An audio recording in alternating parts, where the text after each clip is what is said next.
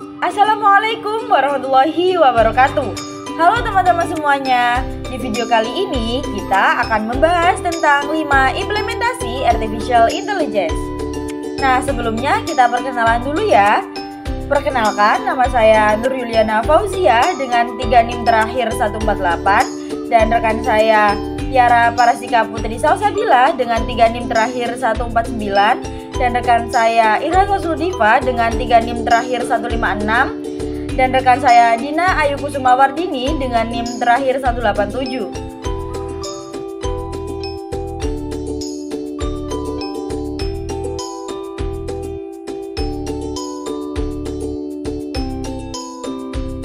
Sebelumnya teman-teman udah tahu belum apa sih itu AI? AI atau Artificial Intelligence adalah simulasi kecerdasan manusia yang diterapkan ke dalam sistem komputer atau perangkat mesin lain, sehingga perangkat tersebut mempunyai cara berpikir seperti manusia. Nah, untuk kali ini kita akan membahas implementasi AI dalam 5 bidang teman-teman. Yang pertama yaitu dari bidang ekonomi dan bisnis, yang kedua dari bidang pendidikan, yang ketiga dari bidang kesehatan, yang keempat dari bidang komunikasi, dan yang terakhir yaitu dari bidang ilmu pengetahuan dan teknologi. Pasti teman-teman udah kepo nih, gimana sih penjelasannya? Mari kita simak penjelasan berikut ini. Yang pertama dari bidang ekonomi dan bisnis. Di sini yang pertama ada e-commerce. Dari e-commerce dapat menganalisis data pembelian pelanggan dan AI dapat memberikan rekomendasi produk yang dipersonalisasi kepada pelanggan. Yang kedua yaitu ada ojek online. AI dapat digunakan untuk menentukan harga layanan secara dinamis berdasarkan permintaan dan penawaran, kondisi lalu lintas, dan sebagainya.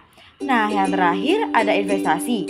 AI digunakan untuk menganalisis data pasar dari berbagai sumber secara real time, termasuk berita, media sosial, dan data keuangan. Nah, itu tadi implementasi AI dari bidang ekonomi dan bisnis. Untuk bidang-bidang selanjutnya akan dijelaskan oleh teman-teman saya. Selanjutnya saya akan menjelaskan implementasi AI di bidang pendidikan. Yang pertama yaitu platform pembelajaran online. Nah, implementasi AI di platform pembelajaran online ini dapat dilihat di aplikasi Ruang Guru. Di situ disediakan konten yang disesuaikan dengan kebutuhan siswa.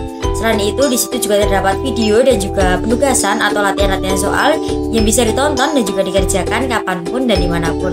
Kemudian yang kedua yaitu chatbot. Nah, chatbot dalam pendidikan itu berfungsi sebagai asisten virtual, di mana dapat membantu siswa dan juga pengajar dalam menyelesaikan tugas, menjawab pertanyaan, dan juga memberikan bantuan saat diperlukan. Yang terakhir yaitu penilaian dan pemantauan otomatis.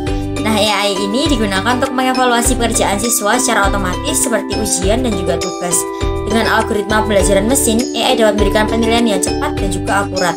AI ini juga bisa digunakan jika ada indikasi plagiarisme yang dilakukan oleh siswa. Hal itu bisa dicek menggunakan aplikasi yaitu Turnitin. Selanjutnya yaitu implementasi AI pada bidang kesehatan. Kehadiran AI atau kecerdasan buatan telah membawa banyak inovasi serta efisiensi pada segala bidang kehidupan. Salah satu contohnya yaitu pada bidang kesehatan. AI dapat menganalisis data secara lebih cepat dan akurat karena memiliki algoritma yang dapat mengenali pola yang sulit dikenali oleh manusia. Sehingga dalam hal ini, AI dapat membantu tenaga medis dalam melakukan perawatan secara lebih efektif dan juga pendeteksian penyakit secara lebih dini. AI dapat membantu tenaga medis dalam melakukan perawatan jarak jauh melalui bantuan telemedicine dan monitoring pasien secara virtual. Sehingga dalam hal ini, tenaga medis dapat melakukan perawatan pada segala daerah, sekalipun pada daerah yang sulit dijangkau. Yang terakhir, melalui analisis data klinis dan genomik, AI dapat mempermudah proses penemuan obat hingga pengembangan terapi baru. Selanjutnya, saya akan menjelaskan implementasi AI di bidang komunikasi. Yang pertama adalah penerjemah bahasa. Sistem penerjemahan bahasa yang ditenagai AI seperti Google Translate dan Microsoft Translator menggunakan AI untuk menerjemahkan teks atau suara dari satu bahasa ke bahasa lain.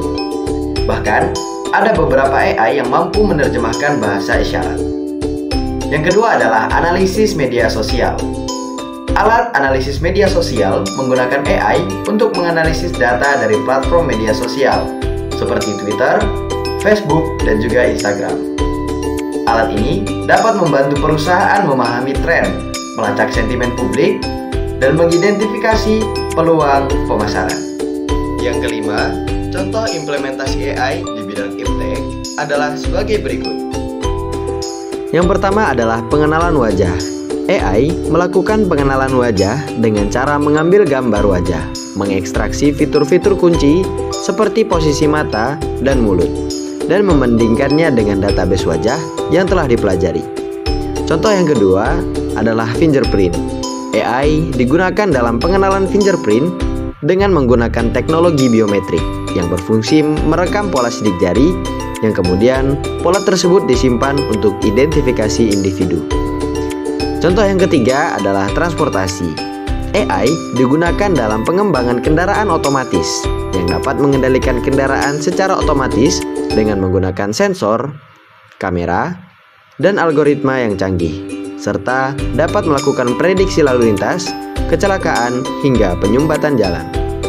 Nah, jadi itu tadi beberapa penjelasan mengenai implementasi AI pada bidang ekonomi dan bisnis, bidang pendidikan, kesehatan, komunikasi, dan juga iptek.